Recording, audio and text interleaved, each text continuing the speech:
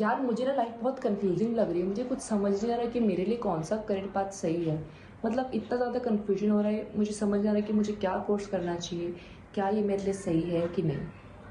अगर आपने भी ये कभी अपनी लाइफ में फेस किया है तो you are at the right place. आपको एक बात बताती हूँ, चलो लेट्स गेट रेडी। सो मैं बताती हूँ कि 12th के बाद मैंने क्या किया और मेरे लिए क्या क्या डिफ़िकल्ट चीज़ें थी जो मैंने प्रॉब्लम्स फेस किए हैं। तो 11th-12th के टाइम पे तो मैंने 11th-12th अच्छे से कंप्लीट कर ली। तो मैंने ह्यूमैनिटीज़ ली थी 11th और 12th में। और जहाँ मैं रहती थी हमारी सोसाइटी में, वहाँ पर I think I was the only one who opted for humanities rather than for science and commerce.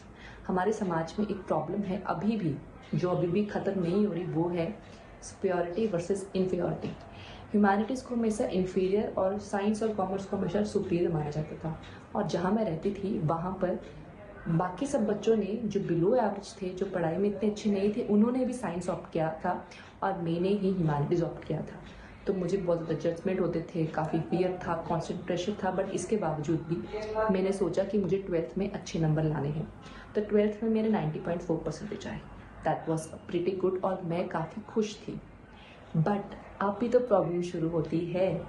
जब भी मुझसे कोई स्कूल में पूछता कि तुम्हें क्या लेना है 12th के बाद, तुम क्या करने वाले, तुम्हारा कौन सा कॉलेज का कोर्स है, तो मैं बोलती कि मुझे ना लॉ करना है और मुझे जो है लॉ कॉलेज में एडमिशन लेनी है। बट एक्चुअली मुझे पता ही नहीं था मुझे क्या करना है।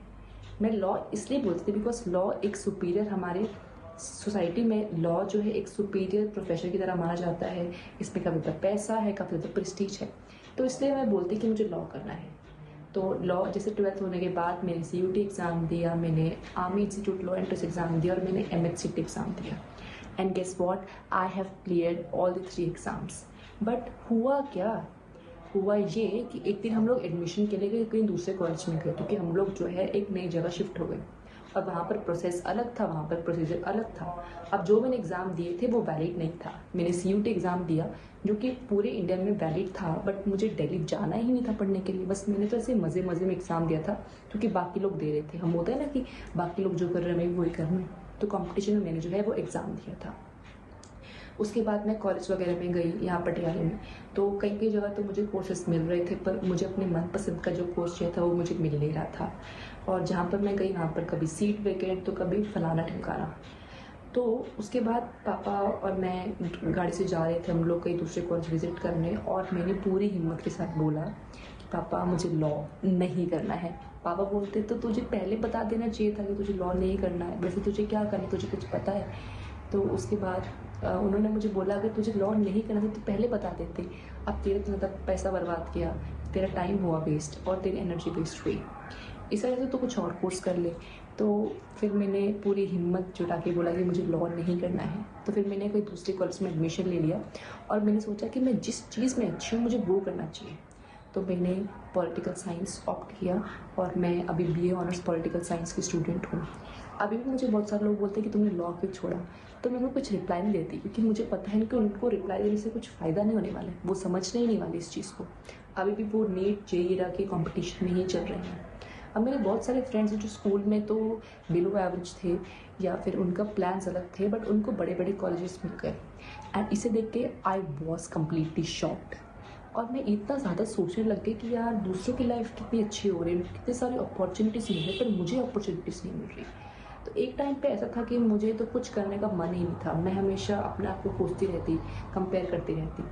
बट मुझे समझ आया कि मैं दूसरों की लाइफ में क्यों इंटरफेयर कर रही हूँ। जो स्क्रीन में दिखता है वैसा कुछ होता नहीं है।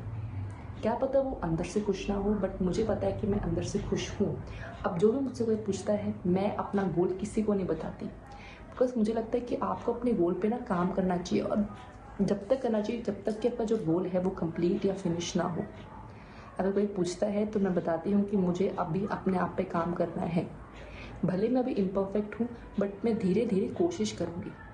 एक तो हमारे दिमाग में इम्परफेक्ट बहुत रहता है कि हमें परफेक्ट करना है, बट परफेक्ट भी तभी होगा जब हम शुरू करेंगे। वैसे भी कोई भी इंसान कभी परफेक्ट नहीं बन सकता, हम सब में बहुत सारी कमियाँ हैं। तो वो कमियों को सोचने के बजाय उस पर काम करना is, I think we should do on that. तो मैंने जो है फर्स्ट ईयर में तो मैं काफ़ी ब्लैंक थी, काफ़ी कंपेयर किया कॉलेज के बारे में, कॉलेज लाइफ के बारे में कुछ समझ नहीं आ रहा था। बट अभी मुझे धीरे धीरे समझ आ रहा है, मैं ज़्यादा मैच्योर बनती जा रही हूँ। और मैं आप लोगों को एडवाइस देने वाली हूँ कि 12th में आप सोचिए कि आपको जो करना है, आप किसी के पीछे मत करिए।